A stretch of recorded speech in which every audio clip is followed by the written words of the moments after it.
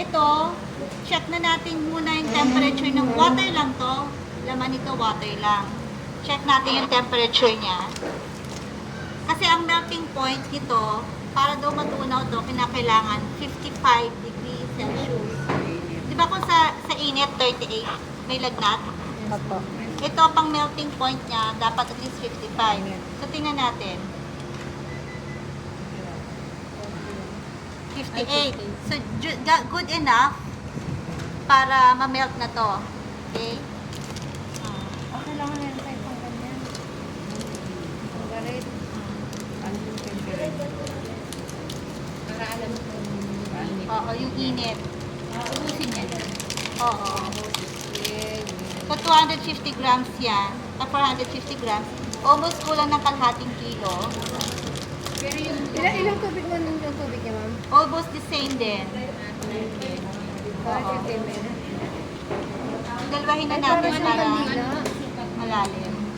Para hindi sulat ng tubig. Oo. Hindi, kahit anong kulay. Iba lang yung kulay Oo. niya. Pareha lang sila. Iba lang yung kulay. Para mga kapato. So, tapos, dapat ginawa na natin ito kanina pa. Melting point na natin siya. Hanggat yung nagpapap. So, ikat ko na rin kaya. Para madaling siya. matunaw. Kaso hindi talaga kasi kwan siya, oh. Hawakan niyo, oh. Jelly ka. Jelly siya. Parang ano siya, parang Okay na to. Okay na kaya. Kasi madudumi na. Para siyang gum.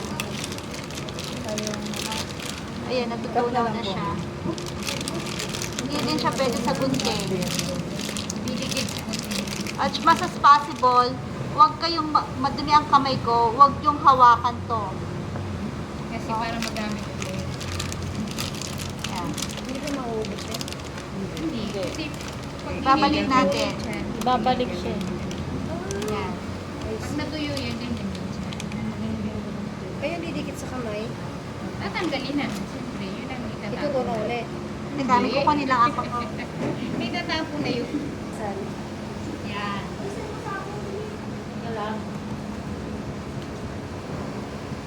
So, magme-melt ka mamaya. Ayan.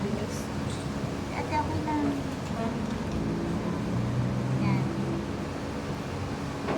Antayin muna natin siya maluto. I-cover natin yung color. Tingnan natin ngayon kung anong temperature niya. So, ang temperature niya dapat naka-surface temp. 48.3 na, bumaba na siya. Kasi naka-open eh. So, kailangan. Tatakpan natin to para ma-melt siya. Ano dapat ang temperature? 55. 55. Okay? So, tatakpan ko ngayon para Maipon yung huwag lumabas yung init. Now, you can